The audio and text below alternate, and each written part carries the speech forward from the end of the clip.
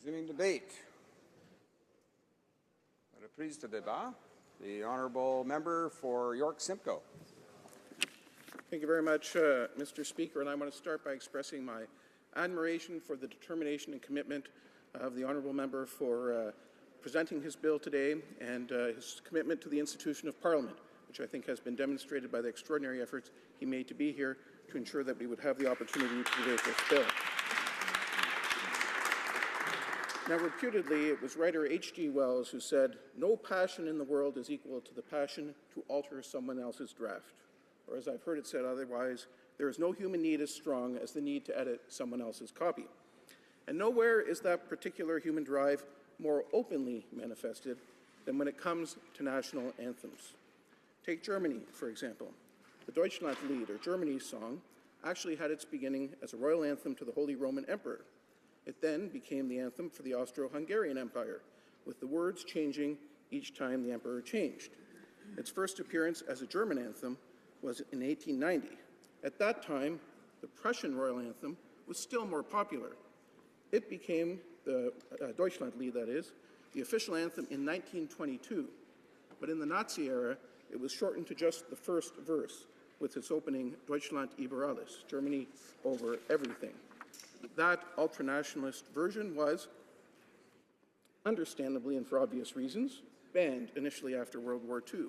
And when it was restored in 1952, it was only the more benign third verse, which speaks of unity, justice, and freedom, that is used. Throughout, the version of the anthem that someone has selected has been actually a politically charged statement. And in many cases, it was taken to mean something entirely different than was the original intention. A similar desire to change and revise can be found in the case of the Russian anthem. And again, politics has driven change.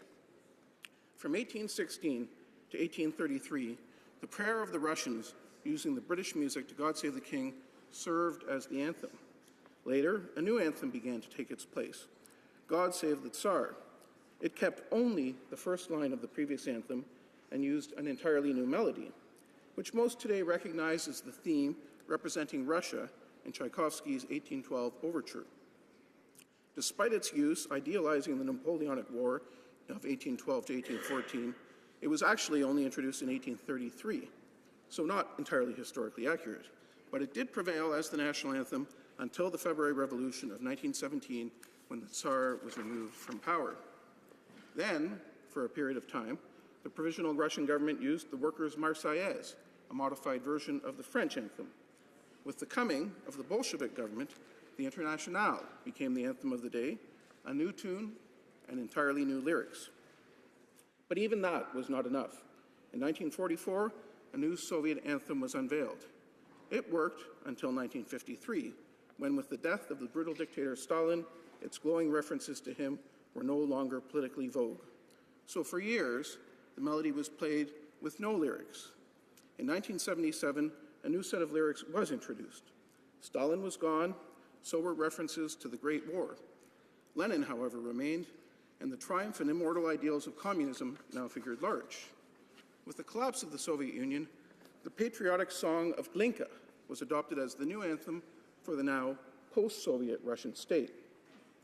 The Glinka melody went without lyrics until 1999, when it finally gained words, which evoked the Tsarist past, speaking of Mother Russia, and the two-headed eagle. Its life and that of another competing set of lyrics was brief. After Putin took power the next year, in 2000, he restored the old Soviet anthem's music, but of course, once again, a lyrical rewrite was required. In fact, it was directed by Putin. Lenin and the Communist Party weren't really in. A set of lyrics was settled by committee, but even it was changed before Putin set the new words in law, losing its references to Tsarist-era symbols. Not surprisingly, a decade later, a majority of Russians could still not recall the first line of the recently revised version of the national anthem. In Canada, we actually also have a history of editing and changing national anthems. It is a recurring theme. And I will take at this time an opportunity to advise the House and make everyone aware that the Conservative Party has taken a position on this bill that it will be a free vote. Everyone will be able to vote their conscience, which I think is, as the honourable member has said in proposing this bill, the appropriate way to approach this matter. Now, in the case of the Canadian anthem changes, politics too has played a part. God Save the Queen was played for many years in pre- and post-Confederation Canada. This reflected the fact of Canada as a British colony, and after Confederation, the fact that Queen Victoria was the head of state of our new country of Canada. Some, however, felt the need for a uniquely Canadian song as a Canadian anthem. In the year of Confederation, 1867, Alexander Muir composed The Maple Leaf Forever. It was said to have been inspired by a silver maple tree in his neighbourhood in East End, Toronto. In fact, beside you, Mr. Speaker, is a flag stand that has been carved from that very tree, which was felled by a storm in July 2013.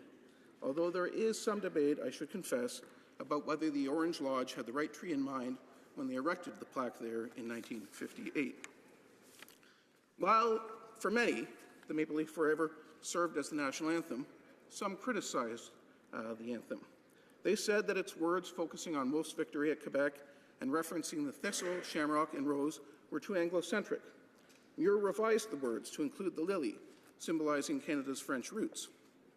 While the song enjoyed popularity in the past, it has faded over time, despite many rewrites of the lyrics that sought to placate critics and salvage this undoubtedly historically significant song.